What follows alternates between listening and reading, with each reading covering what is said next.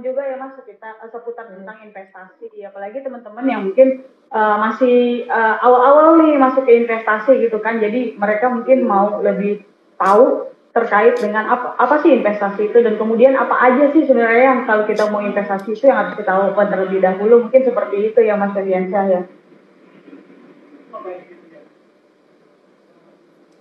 Halo Mas Febiansyah, bisa dengar suara saya? Aman kok Kak.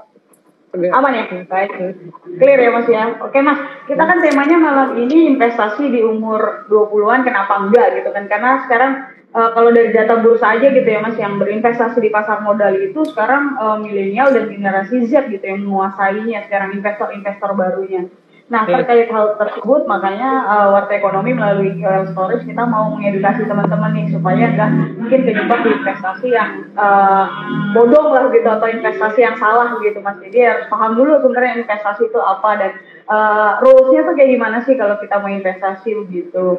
Nah, kalau dari Mas Febiansyah sendiri, kalau melihat apa ya kebiasaan investasi para generasi Z dan milenial ini dari kacamatanya Mas Febiansyah itu seperti apa sih Mas?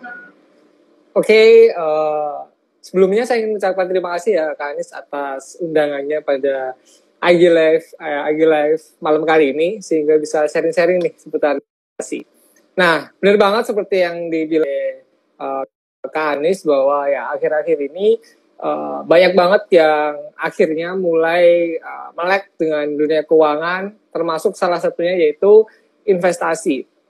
Nah, bagus, tapi di sisi lainnya juga ada kekurangannya, karena ya yang kulihat kalau misal masih muda ini, kebanyakan kayak yang pertama itu dia belum jelas nih tujuannya dia investasi itu apa Kak.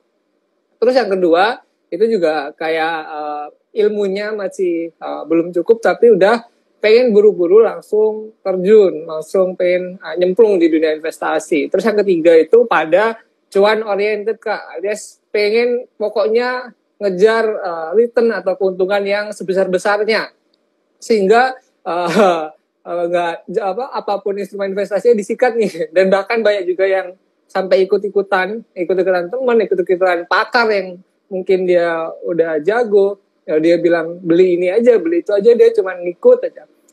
Ketika yang pakar itu dia udah jual, dia nggak dikasih tahu tuh untuk jual, malah trauma atau mungkin dia takut untuk berinvestasi, jadinya banyak juga tuh. Makanya penting banget hati-hati, semangat untuk belajar, untuk mulai investasi itu penting, tapi juga diiringi dengan kehati-hatian. Oleh karena itu penting banget kita pokoknya belajar segala sesuatu sebelum terjun praktek. Nah, bahkan kalau misal dalam investasi ini, kalau menurutku kan emang investasi terbaik tuh ya, ilmu pengetahuan. Jadi penting banget teman-teman belajar dulu sebanyak mungkin dari berbagai sumber, nah agar ya kita bisa seobjektif mungkin itu. Gitu Kak. Baik, sebenarnya bagus gitu ya Mas ya, karena anak-anak sekarang itu mungkin sudah paham terkait investasi. Mungkin kalau orang tua kita dulu juga belum terlalu paham gitu ya, taunya nabung aja gitu kan, investasinya pun nggak jalan. Mungkin investasi juga hanya di emas gitu, terbatas gitu. Kalau sekarang kan anak-anak sekarang kan mereka sudah paham terkait saham, kemudian sekarang ada cryptocurrency juga yang lagi hype banget gitu di anak-anak muda zaman sekarang. Nah, Mas, tadi kan Mas juga udah menyebutkan gitu ya, mungkin itu tadi kesalahan-kesalahan yang sering dilakukan juga ya Mas sama para generasi milenial dan generasi Z ini ketika mereka berinvestasi ya Mas. Oh, oke. Sebenarnya kesalahannya itu banyak banget ya kalau misal dibikin list. Kayak yang pertama tadi juga aku sebutin ya, yaitu ikut-ikutan. Nah, itu salah satu penyakit dari FOMO ya, kayak fear of missing out. Jadi kayak takut ketinggalan tren, takut ketinggalan sesuatu. Kayak kemarin ya trennya tahun lalu itu saham lagi naik gencar-gencaran. Itu banyak banget yang pamer portofolio, terus juga pamer transaksi saham, dan dia banyak yang pengen juga ikut-ikutan buat investasi saham tanpa mungkin belajar analisa teknikal, belajar analisa fundamental, analisa makroekonomi mungkin.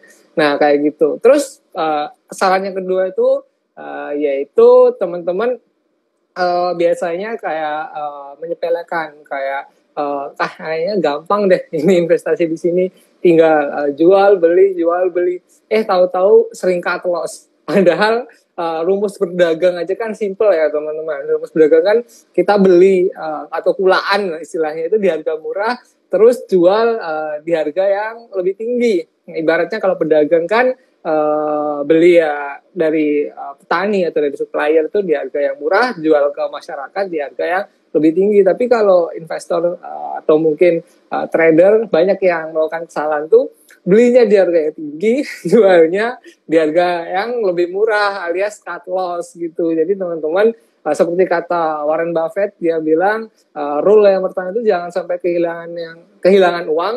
Rule yang kedua itu jangan lupa rule yang nomor 1. Jadi teman-teman ketika investasi ini kalau bisa jangan sampai kehilangan uang. Makanya kalau bisa diminimalisir tuh cut loss. Terus juga kesalahan yang mungkin ketiga, teman-teman jangan cepat puas, jangan merasa sudah pintar, jangan merasa sudah cukup ilmunya, karena menurutku dunia investasi ini luas banget dan dinamis, alias setiap hari itu bisa berkembang. Jadi teman-teman miliki prinsip seperti yang dibilang oleh Steve Jobs, yaitu stay hungry, stay foolish. Teman-teman selalu kosongkan gelas kalian setiap hari, terus belajar apapun itu, kayak ya belajar dari koran aja, misalkan kayak Warta Ekonomi aja tiap hari kan memberikan informasi baru yang sangat up to date mungkin teman-teman. Jadi kayak gitu, jangan cepat puas, teruslah belajar gitu. Oke, jadi kesalahannya itu ya biasanya ikut-ikutan, terus tahu-tahu mereka menganggap enteng gitu, menganggap ini mau investasi di pasar modal di saham ini tuh gampang gitu. Jadi mereka mau beli aja tanpa tahu sebenarnya background perusahaannya seperti apa, kinerja keuangannya seperti apa, seperti itu ya Mas ya. Dan kemudian yang satu lagi kata Mas Feby ini harus banyak-banyak baca, kemudian juga cari tahu gitu kan, harus kritis lah terhadap sesuatu gitu. Jangan kita cuma sekedar ikut-ikutan teman yang katanya masuk sini nih, katanya bakal naik gitu kan, taunya dia bakal naik, cuman ternyata habis itu jatuh ke dalam gitu mungkin ya Mas. Biasanya kayak gitu. Nah kemudian Mas, supaya nih teman-teman nggak terjebak lah di tadi FOMO, terus kemudian menyepelekan sesuatu gitu yang akhirnya ujung-ujungnya cut loss dan kemudian ilmunya nggak cetek, itu sebenarnya apa sih Mas yang harus dilakukan gitu supaya teman-teman ketika memulai berinvestasi mereka sudah punya bekal gitu.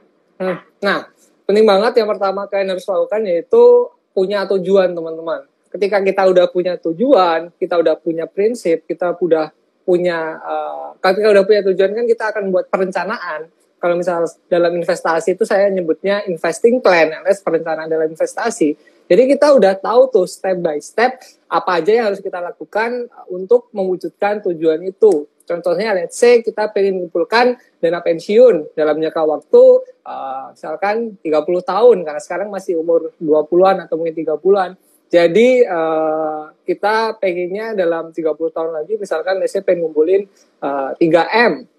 Nah misalkan ya kita pakai instrumen reksadana saham aja lah yang return rata-ratanya 15%. Nah itu cukup menyisihkan setiap bulannya sekitar 500.000.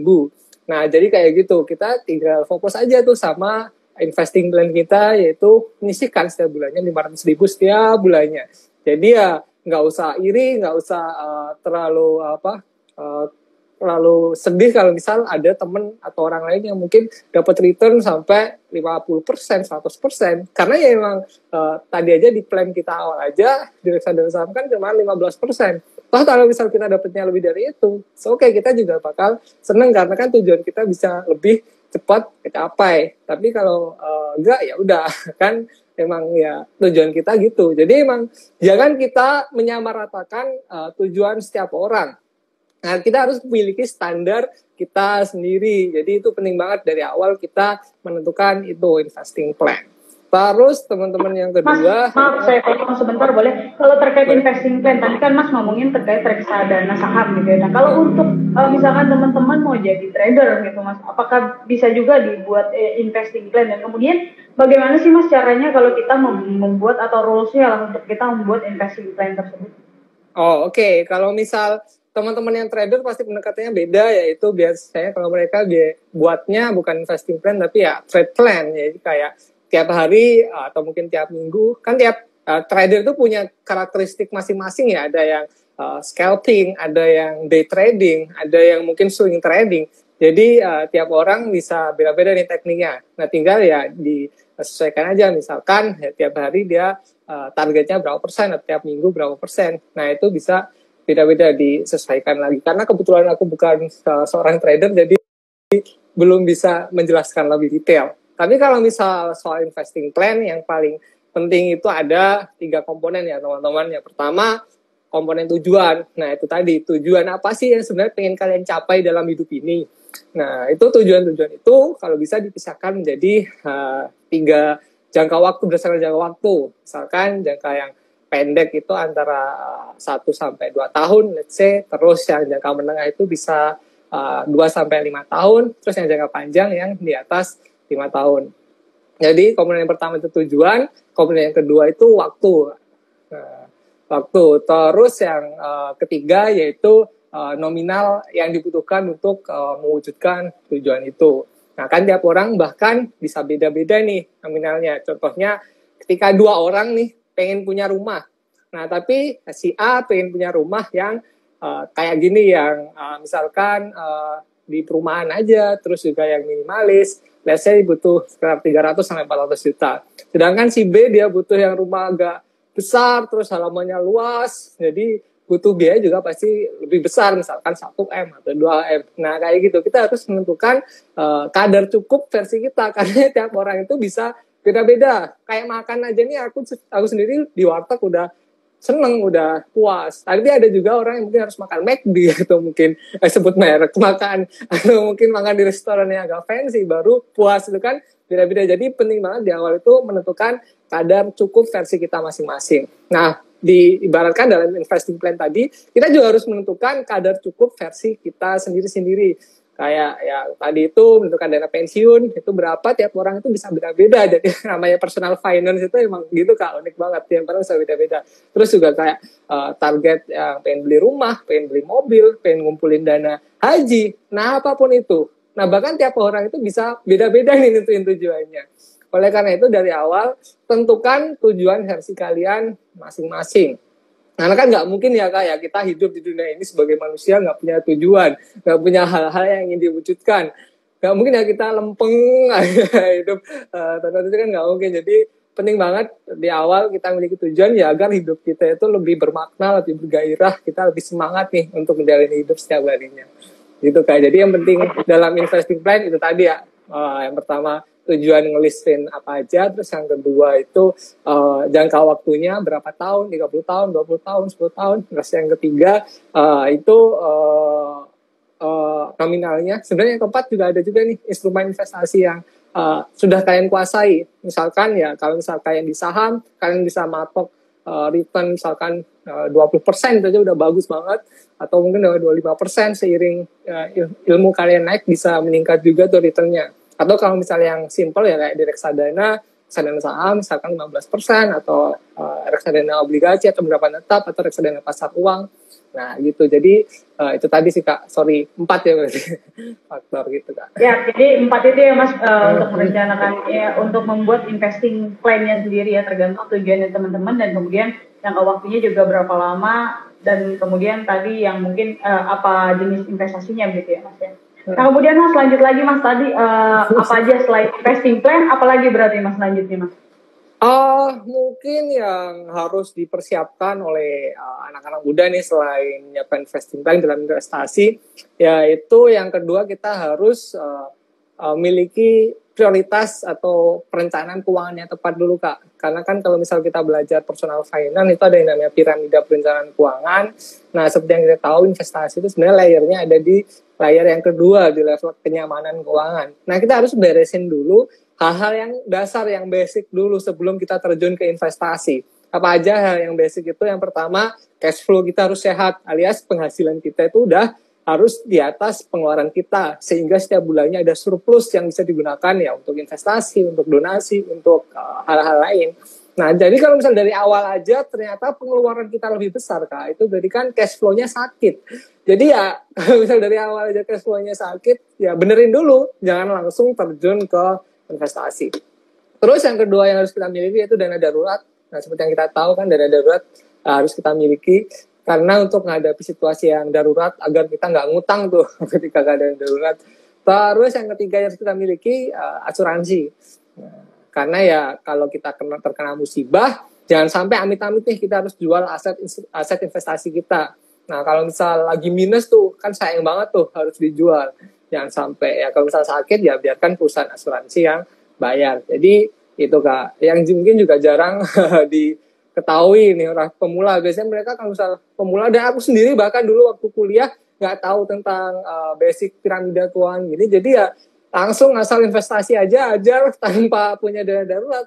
Ya asuransi ada dari orang tua, tapi ya kayak belum tahu kalau ternyata sepenting itu. Gitu.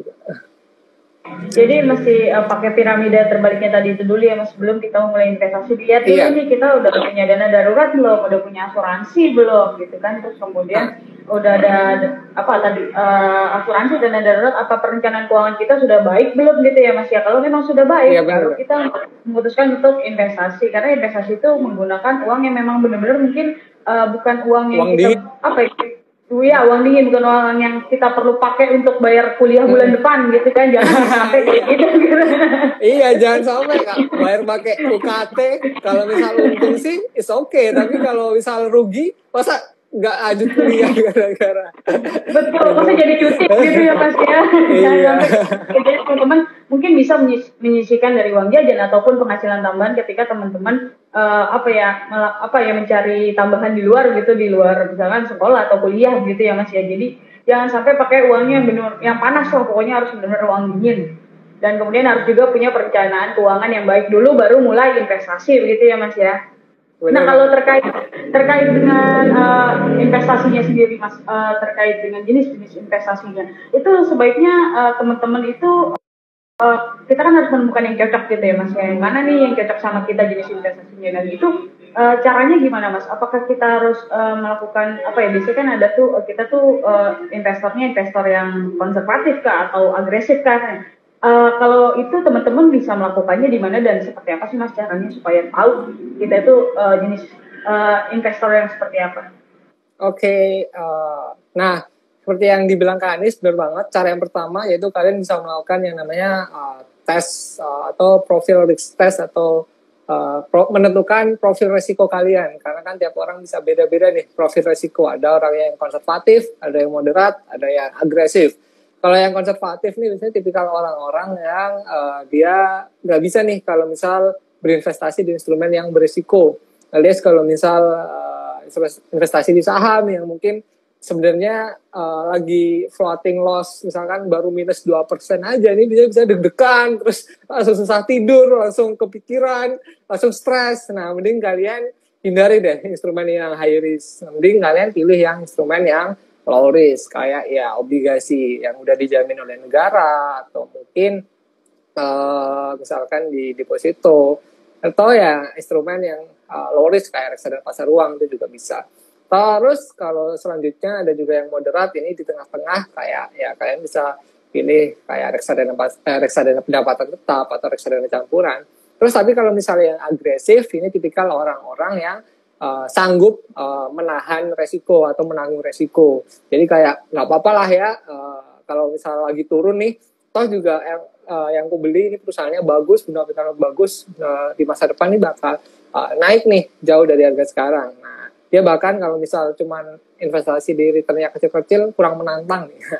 Biasanya juga anak muda ini tipikalnya masih agresif nih, soalnya jantungnya masih kuat nih ketika harganya turun. Kalau misal seiring waktu, seiring bertambahnya usia, biasanya semakin menurun nih, semakin konservatif. Makanya banyak tuh yang dana pensiun. Nah, orang-orang tua yang dana pensiun ya mereka taruhnya di deposito atau di obligasi yang jelas-jelas safe atau aman.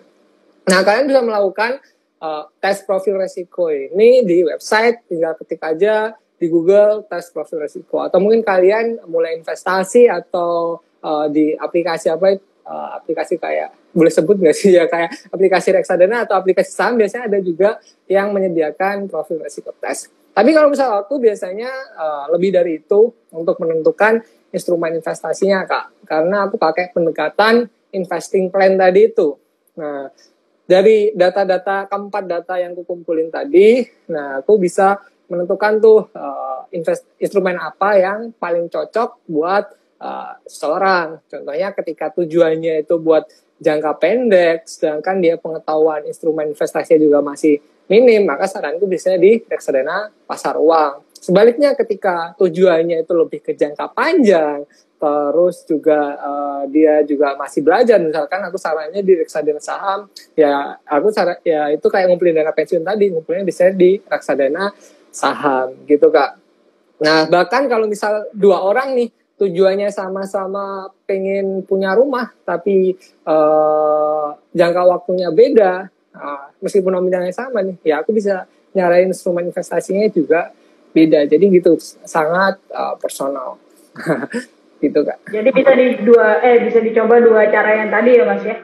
Yang tadi Mas Fedian saya bilang. Oke, kemudian Mas berarti Mas tadi kan kita udah mulai ngomongin kalau anak muda sekarang gitu kan kata Mas Fedian memang sukanya yang agresif nih mungkin yang menantang gitu karena jantungnya mungkin masih kuat gitu. Nah, berarti apakah memang karakter anak-anak muda itu memang cocok banget gitu Mas dengan saham atau mungkin kalau yang apa ya mungkin ada yang sahamnya pun bisa dipilih gitu Mas karena kan saham juga banyak gitu kan dan kemudian ada pergerakannya juga ada yang beda gitu Mas ada memang yang tahu-tahu naiknya kencang gitu tahu-tahu turunnya juga lebih kencang lagi gitu kan cuman kan ada saham-saham yang memang pergerakannya dia pelan tapi lama-lama dia naik gitu kan Mas jadi kalau anak muda ini memang lebih cocok yang mungkin kalau dari pandangannya Mas Feby sendiri, mungkin apakah anak muda ini memang cocok dengan saham yang kemudian pergerakannya seperti roller coaster gitu Mas, atau gimana Mas?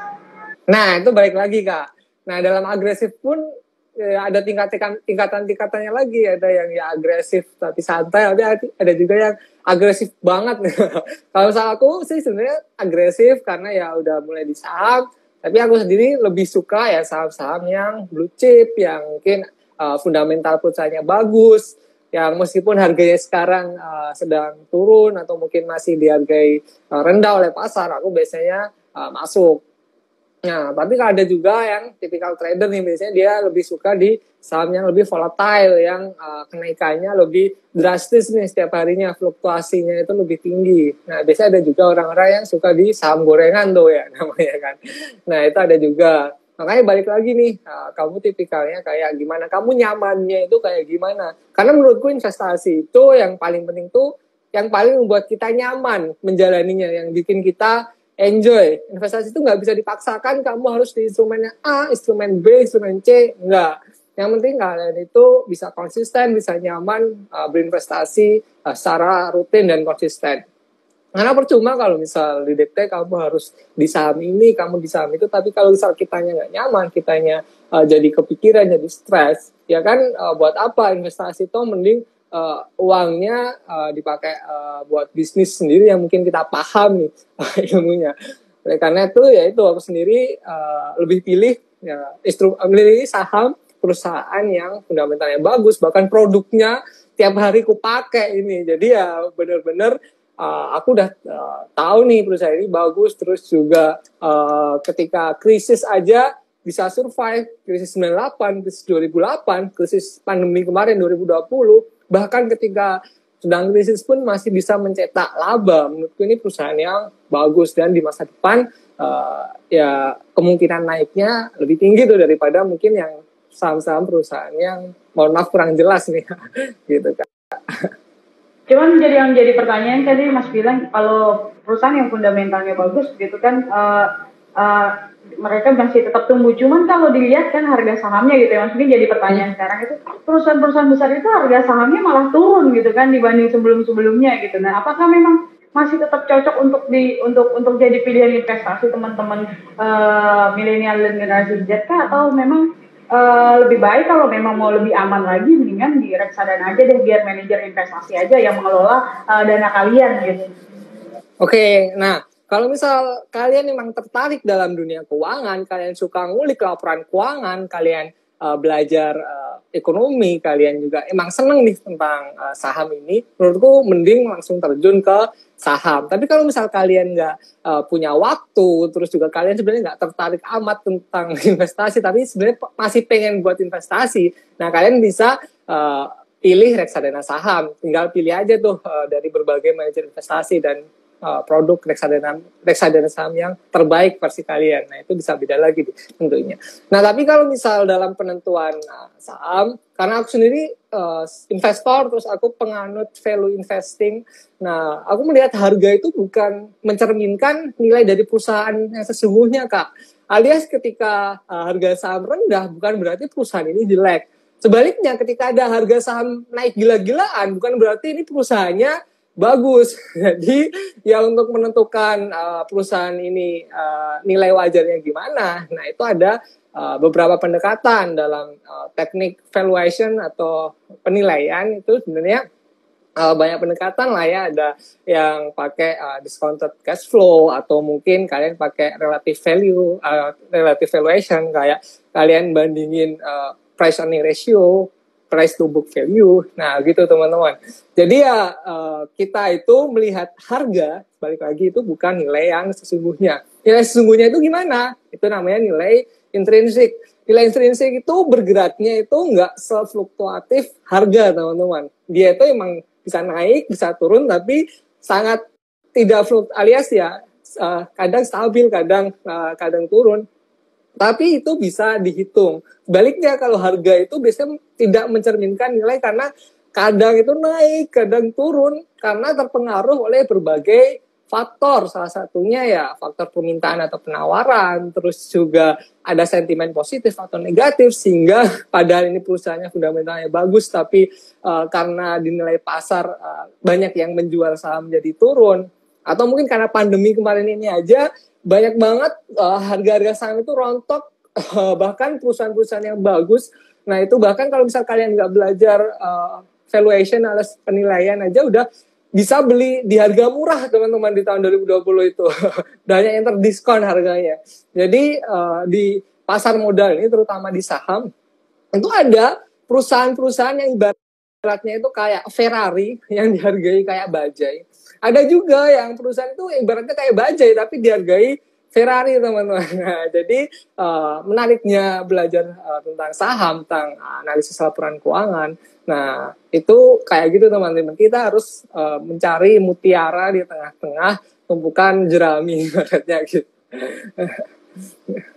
Oke, jadi teman-teman kalau mau melihat saham itu jangan terpengaruh sama harganya lagi naik nih gitu kan. Itu jangan, itu yang namanya FOMO juga tuh ya, Mas, ikut-ikutan gitu. Kan masuk harganya bisa diturunin sedalam-dalamnya gitu kan. Cuman kalau perusahaan-perusahaan yang besar mungkin yang memang memiliki fundamental bagus, itu mungkin dia mengalami penurunan, cuman dia akan lebih stabil dibandingkan perusahaan-perusahaan yang memang mungkin ya tadi kita bilang juga bisa disebut ya saham-saham gorengan gitu ya. Dia cuma mengandalkan sentimen, kemudian juga ada tiba-tiba permintaannya tahu besar gitu kan ya, Mas ya. Iya, bisa dibilang begitulah ya, Mas. Nah, Mas, kemudian Mas, kalau tadi kan kita ngomongin tadi Mas Febriansyah ngomongin tentang reksadana saham. Nah, kalau untuk di reksadana saham sendiri ini, Mas, teman-teman tuh perlu modal berapa sih, Mas, kalau kita misalkan mau investasi? Nah, reksadana saham itu kalau setauku cukup mulai dari 100.000 aja udah bisa mulai, teman-teman. Jadi menurutku sangat terjangkau sih. Terus apalagi di reksadana saham itu kan diversifikasi juga kan. Itu di prospektus atau fund fact sheet itu sebutin juga alokasi investasinya kemana aja. Misalkan ke saham perusahaan A, perusahaan B, perusahaan C, perusahaan D. Nah, kalian bisa lihat di sana tuh ada yang namanya fund fact sheet, satu halaman yang berisi berbagai informasi dasar tentang reksadana itu, kayak terbitnya itu mulai kapan, terus minimal pembeliannya berapa, biayanya berapa. Kan reksadana ada biayanya lah ya. Ini bukan sosial alias bisa gratis manajemennya, karena ya mereka manajer investasi itu ya butuh biaya nih buat mengelola dana kita. Itu ada juga yang namanya biaya manajemen. Kalau misal di salah satu aplikasi itu nyebutnya expense ratio. Nah, di situ teman-teman semakin kecil expense ratio atau biayanya, menurutku sih lebih bagus. Terus di sana di fund fact sheet ada juga kayak tabel kinerja saham historical, alias selama setahun returnnya berapa, terus selama 3 tahun berapa, 5 tahun berapa. Nah, kalian bisa bandingin juga tuh sama reksadana yang lain. Nah, memang ya historical ini belum tentu mencerminkan di masa depan, alias kalau misal dalam 5 tahun yang lalu aja bisa untung segini, 5 tahun ke depan pasti segini juga. Itu nggak tentu ya teman-teman ya, karena ini historical return. Tapi yang jelas paling nggak kita bisa menjadi salah satu acuan kalau misal ya ini berarti kinerjanya lumayan bagus nih manajer investasi gitu. Nah kalau teman-teman yang males gitu mas, atau apa ya, bukan kayak ya pusing gitu kalau harus ngelihat kayak gitu, itu ada nggak sih mas tempatnya yang memang menyediakan kinerja-kinerja reksadana, perbandingan-perbandingannya? Nah, ada juga teman-teman sekarang apalagi banyak aplikasi Upwork ya, aplikasi penjual efek reksadana kalau nggak salah, itu yang memiliki fitur yang kayak robo gitu lah, yang kayak aplikasi yang mencarikan saham yang terbaik menurut dia, itu ada sistemnya gitu. Nah di awal kayak kita masukin profil resiko kita, kayak ada pertanyaan yang menentukan profil resiko kita, terus akhirnya muncul tuh, oh ternyata kita tipikalnya konservatif atau bahkan agresif. Nah di situ juga udah otomatis kalau misal kita investasi di robo advisor gitu, nah itu bisa langsung dipecah tuh, misalkan ke reksadana pasar uang berapa, terus reksadana pendapatan tetap berapa, ya reksadana saham berapa gitu sih. Itu sangat memudahkan sih kalau menurutku, apalagi kalau misal teman-teman yang masih belajar, masih clueless tapi udah pengen mulai, menurutku itu cocok banget daripada kalian terjun misalkan di saham langsung. Nah menurutku bisa berproses gitu loh, dari reksadana kita sambil belajar saham misalkan. Nah kalau misal pengetahuan dirasa udah cukup, ya langsung aja terjun, misalkan nyicil beli satu lot, oke. Nah, balik lagi nih ketika ada kamu orang yang suka, iya, suka dalam dunia keuangan ini atau enggak. Ya. Jadi kalaupun yang mau belajar dulu, tadi kata Mas Febiansyah bisa melalui reksadana dulu gitu kan, mencoba-coba nih kayak gimana sih investasi gitu kan, bisa di reksadana. Kemudian juga ada aplikasi-aplikasi yang menyediakan robo yang menyediakan perbandingan kinerja reksadana, dan modalnya juga sangat minim lah gitu ya mas. Jadi teman-teman mungkin bisa menjangkau juga gitu kan. Jadi kalau yang belum belum punya cukup ilmu dan kemudian modal, bisa mencoba di reksadana dulu nih teman-teman. Jangan nekat pakai uang panas kemudian langsung main saham, tak tahu cuma bisa cut loss aja, tuh lebih bahaya lagi. Oke Mas Febiansyah, ini ada beberapa pertanyaan yang masuk, saya coba bacakan satu persatu ya mas ya. Ini ada pertanyaan dari Edi Nurmansyah. Dia bilang paling enak jadi sleeping investor. Caranya gimana ya mempercayain dana kita jadi aman? Cara supaya kita bisa percaya gitu mas, kalau dana yang kita investasikan ini aman, itu gimana caranya mas? Oke, banyak banget ya sekarang itu penipuan, terus bahkan ya skema ponzi atau mungkin MLM. Kayak di Telegram itu program titip dana, terus yang mencatut nama influencer, terus ngiming-ngimingin return fantastis ya, puluhan bahkan ratusan persen, itu teman-teman harus hati-hati. Jadi ya saranku yang pertama, kalian investasi di tempat yang aman, yang legal. Nah kalau yang legal ya gimana? Kalau dalam dunia investasi yang pasti diawasi oleh OJK atau Otoritas Jasa Keuangan. Terus juga kalau misal di saham ya kalian pilih di saham yang fundamentalnya bagus, yang bahkan mungkin sudah ada nih perusahaannya dari puluhan tahun yang lalu. Bahkan aku lahir ini perusahaannya udah jadi salah satu perusahaan yang besar nih di Indonesia, itu juga bisa. Terus bahkan kalau misal reksadana atau mungkin manajer investasi, ya manajer investasinya terpercaya nih, dia belum pernah tersangkut kasus. Kalian bisa tuh cek aja misalkan manajer investasi ini terus kasus apa gitu. Biasanya kalau misal ternyata ada berita, ya mending dihindari, pilih ya manajer investasi yang lainnya gitu sih. Jadi ya emang penting banget kita merasa aman dulu dalam dunia investasi tersebut. Jangan sampai ya kita terjebak dalam investasi bodong yang bahkan bikin uang kita hilang, bikin kita jadi trauma untuk mulai investasi gitu sih.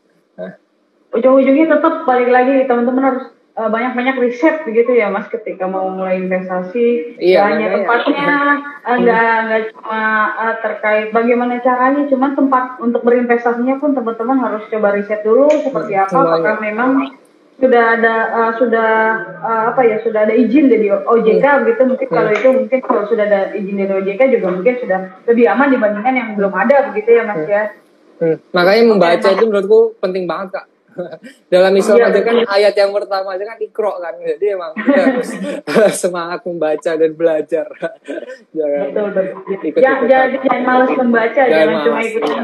Ada broadcast ikut, ada broadcast ikut. Wah, itu makanya. Benar. Oke, masih ada pertanyaan lagi dari Rizky Ramadan. Mas Warren Buffett, generasi 3 identik dengan bandarmologi. Menurut Mas, masih relate nggak teorinya dengan keadaan saat ini? Silakan, Mas. Oke, kalau aku sendiri aku udah sebut tadi ya, aku sendiri penganut value investing seperti ya Warren Buffett. Nah, kalau misal sekarang katanya udah nggak relevan atau mungkin sekarang lebih cocoknya kayak bandarmologi alias follow the trend alias ya itu ngikutin pergerakan big money. Nah, bisa sebut aja ngikutin bandar. Nah setiap orang kepercayaan beda-beda. Nah, it's okay, terserah tekniknya beda-beda. Kalau misal kalian nyaman dengan teknik itu, terus kalian juga bisa menghasilkan keuntungan yang konsisten, silakan aja. Tapi karena aku tadi aku taunya itu baru value investing, growth investing. Nah, jadi aku yang lebih cocok pakai teknik itu. Nggak tahu kalau misalnya di masa depan. Nah, aku sendiri menurutku kan investasi terbaik itu investasi yang paling kita pahami juga. Jadi aku baru pahamnya itu ya aku pakai teknik itu. Nah, kalian pahamnya mungkin teknik bandarmologi atau trading, oke silakan. Nah, setiap orang kan beda-beda nih pemahaman, prinsip atau mungkin kepercayaannya nih. Gitu kan. Yang penting sudah menguasai gitu ya Mas ya, jangan hanya ikut-ikutan aja, wah ada bandarmologi ikut gitu kan, oh juga nggak paham bandarmologi itu apa dan gimana caranya Nah, gitu iya kan. benar-benar. Nah, terus juga Yang kayak paling ya, trading sama investing aja udah beda banget tuh. ya, Mindsetnya juga. Kalau trading kan ya betul. dia harus disiplin, kapan harus take profit, kapan harus cut loss. Sedangkan kalau misalnya investasi jangka panjang ya sebaliknya jangan gampang take profit, alias ya let the profit run. Alias juga jangan gampang cut loss kalau misal lagi minus ya kalau bisa di average down biar ya kita dapat harganya juga lebih murah nih di average price-nya. Gitu sih Kak. Jadi mental juga perlu dipersiapkan gitu ya Mas untuk Benar teman-teman Kak. yang mau investasi ini ya. Ya benar banget Kak, karena yang menurutku dalam membeli sesuatu itu bahkan itu ditentukan 70% itu dari emosi Kak. 30% yang sisanya baru dari logika. Jadi meskipun kalian teori alias pemahaman udah punya, tapi kalau mental sama psikologinya masih belum kuat, kalian jadi kayak teori kalian kayak hilang tiba-tiba ngeblank percuma.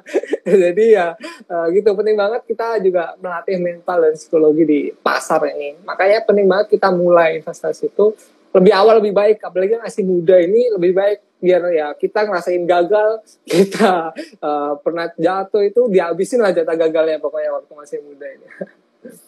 Mumpung masih muda gitu ya Mas, jadi masih punya waktu lah gitu. Nanti kalau sudah berkeluarga kan beda lagi ceritanya kan, karena uangnya buat keluarga. Nah kemudian Mas tadi kalau ngomongin kita misalkan kita harus cari tahu dulu nih gitu kan. Sebenarnya ada nggak sih Mas rekomendasi buku ataupun tempat kita untuk mencari tahu gitu terkait tentang investasi dan sebenarnya kita yang lebih ke investor kah atau trader kah, itu ada nggak sih Mas buku-buku untuk mengenali kita terlebih dahulu? Nah kalau misal tentang investasi, aku banyak belajar salah satunya ke Korifan Kurniawan, ada juga tuh Pak Lokeng Hong, dia juga sering berbagi dalam webinar. Nah Korifan Kurniawan aja dia udah nerbitin buku, kalian bisa beli tuh bukunya Multi Bagger, atau mungkin kalian bisa join juga, sering ngadain webinar tuh Korifan. Nah tapi kalau misal trader atau trading aku kurang tahu, karena dari awal aku udah punya prinsip dan kayak aku udah fokus aja deh. Soalnya dalam investasi aja selama aku 5 tahun belajar ya full investasi itu kayak masih banyak banget yang harus aku pelajari. Kayak aku semakin belajar itu semakin sadar bahwa oh ternyata ilmu gue tuh masih sedikit, jadi belum kepikiran buat belajar yang lain, yang jalur yang lain yang bahkan berbeda banget nih. Gitu Kak. Oke, jadi tetap harus fokus satu dulu gitu ya Mas, teman-teman juga, dan kalaupun mau membaca ya silakan yang sesuai sama, misalkan yang sesuai sama jalurnya teman-teman gitu lah ya, karena masing-masing orang itu berbeda-beda gitu ya. Oke, siap Mas Ferdiansyah, sebagai penutup adakah yang ingin disampaikan ke teman-teman? Oh oke, mungkin aku menutup ini dengan salah satu quote Ada yang bilang pepatah nih yang bilang bahwa waktu terbaik untuk menanam pohon itu 20 tahun yang lalu. Waktu terbaik kedua yaitu hari ini. Jadi jangan tunda lagi, mending teman-teman langsung mulai investasi hari ini. Dan investasi itu maknanya luas ya, Kak Anies ya. Investasi nggak cuma pakai uang, nggak pakai nominal. Ada juga investasi yang non materi, contohnya kayak investasi waktu ya. Kita punya 24 jam, menyisihkan misalkan 1 jam atau setengah jam itu buat belajar hal baru, baca buku dan lain sebagainya. Terus bisa juga kita investasi tenaga, alias ya kita menggunakan tenaga kita itu untuk melakukan hal-hal baik. Nah, baru investasi yang nominal yang jelas lah dalam pasar modal ini. Nah, kalau misalnya investasi dalam pasar modal pun, saranku teman-teman jangan fokus ke nominal. Jangan ngomongin soal, Kak, aku kan masih mahasiswa nih, belum punya penghasilan, jadi kayak aku belum bisa nih investasi di sini, di situ. Nah, teman-teman zaman sekarang itu udah banyak banget instrumen investasi yang modalnya itu bisa mulai dari kecil banget. Misalkan emas aja di marketplace itu bisa mulai dari 5.000 teman-teman. Terus reksadana pasar itu mulai dari 10.000 aja teman-teman. Nah, kalian coba bangun habit, bangun kebiasaan investasi secara rutin dulu deh setiap bulannya. Misalkan tiap bulan di sini 5.000 tuh buat mulai beli emas digital, atau mungkin 10.000 buat beli reksadana pasar uang. It's okay menurutku, nggak apa-apa. Agar kalian terbiasa tuh konsisten untuk berinvestasi setiap bulannya. Sehingga ketika nanti kalian penghasilannya bertambah, kalian udah nggak bingung tuh investasinya di mana. Soalnya kalian juga udah punya ilmunya. Apalagi kalau misalnya udah dapat pekerjaan, udah dapat gaji, nah kalian bisa langsung nyisihin, mengalokasikan rutin setiap bulannya. Gitu Kak. Jadi penting banget waktu muda ini membangun habit berinvestasi. Baik, jadi intinya investasi itu bukan soal nominal gitu ya Mas ya, tergantung teman-teman mau investasi kayak gimana gitu kan, macam-macam dan apa aja bisa gitu kan, asal teman-teman memang mau dan tetap harus riset dan menguasai apa yang teman-teman mau investasikan gitu ya. Oke, terima kasih banyak nih Mas Febiansyah atas waktunya sudah mau